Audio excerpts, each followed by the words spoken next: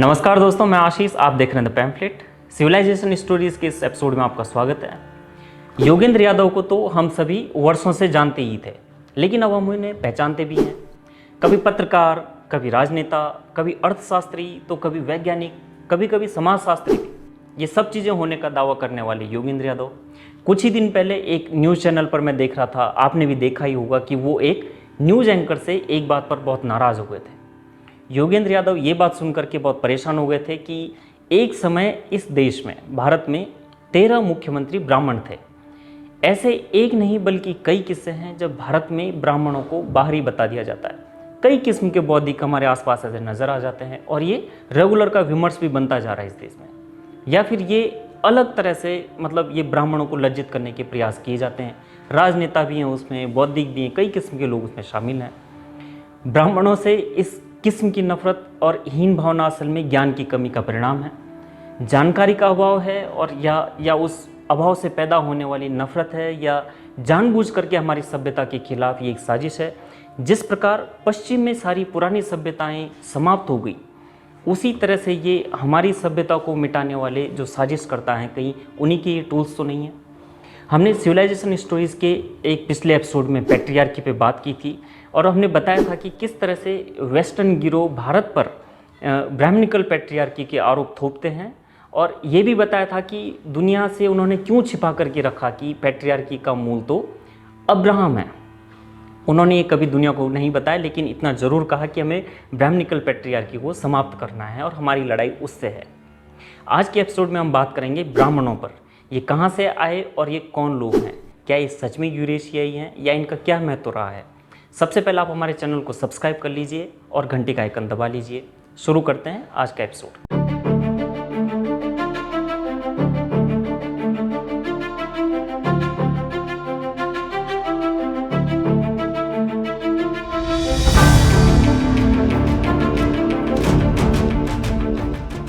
ब्राह्मण असल में कोई एक इंसान नहीं था, ये इंसान की विजडम से जुड़ी हुई शब्दावली थी। जिसके पास ज्ञान होता वो ब्राह्मण, जिसे ब्रह्म की जानकारी होती वो ब्राह्मण कहलाता। गुप्त काल तक की अगर हम बात करें तो गुरुकुलों में हमारे वेद हो गए, हमारे उपनिषद हो गए, शास्त्र हो गए, मौखिक रूप से कई सदियों तक ही परंपरागत रूप से आगे बढ़ते रहे। यही कार्य करने वाले ब्राह्मण कहलाते थे, और ये वो ज्ञान था जो समाज की उन्नति के लिए बेहद आवश्यक था। इसका सबसे बड़ा उदाहरण तो विश्वामित्र हैं, जो क्षत्रिय होने के बाद भी ऋषि माने गए। जब उन्होंने अपने क्रोध को त्यागा, उन्होंने ज्ञान अर्जित किया, उसके बाद वो ब्रह्म ऋषि भी कहलाए, ऋषि विश्वामित्र। यही वजह भी थी कि उस दौर में जब ब्रह्म हत्या होती थी तो उसे अक्षम्य माना जाता था।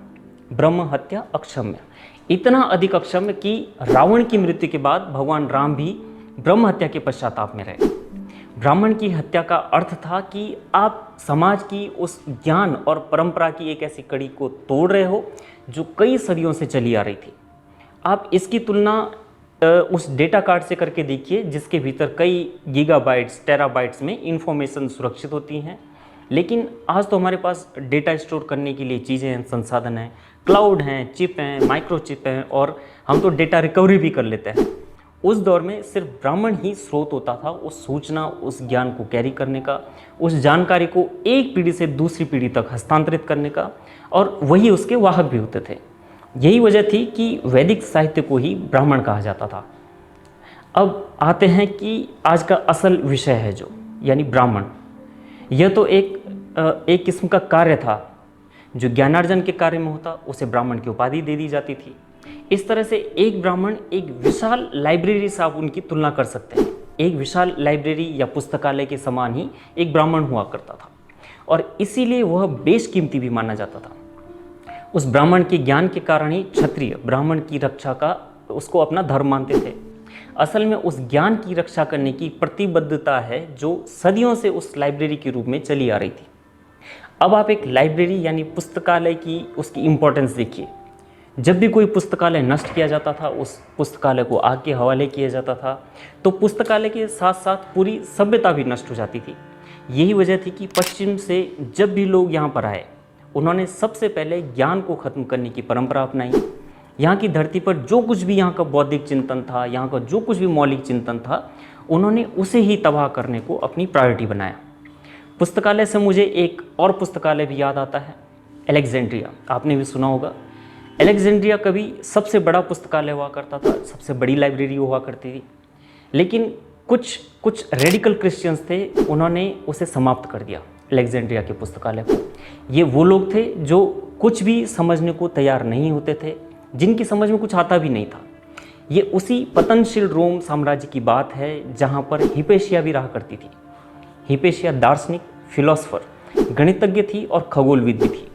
उसके भीतर तर्क शक्ति थी और उसके अंदर बहुत आत्मविश्वास भी था। ये वो स्त्री थी जो रोमन साम्राज्य में मौजूद जो दकियानुसी विचारधाराएं थी उनके खिलाफ बगावत कर दी थी हिपेशिया ने। आप इसके बारे में पढ़ भी सकते हैं।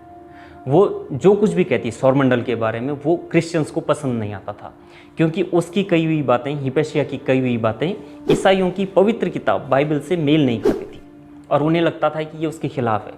इसीलिए ईसाई धर्म को मानने वाले लोगों ने उस पर पाबंदियां लगा दी। उन्हें हिपेशिया से इतनी ज़्यादा नफरत थी कि खुद उसके क्रिश्चियन स्टूडेंट्स ने टूटे हुए जो मिट्टी के बर्तन होते थे उससे उसके शरीर को काटा गया। कैथोलिक चर्च के कहने पर हिपेशिया की मॉब लिंचिंग करा दी गई थी और वहाँ का जो पुस्तकालय था उसको ख़त्म कर दिया गया था। यही सब भारत के प्राचीन पुस्तकालयों के साथ भी किया गया।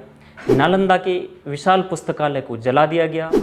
कट्टरपंथियों ने जहाँ ज्ञान देखा उसे निशाना बनाया और सिर्फ उसे ही ख़त्म नहीं किया बल्कि अपना ज्ञान भी उन पर, उस पूरे जो ज्योग्राफिकल एरिया था, जो भौगोलिक क्षेत्र था, उस पर थोपना शुरू कर दिया।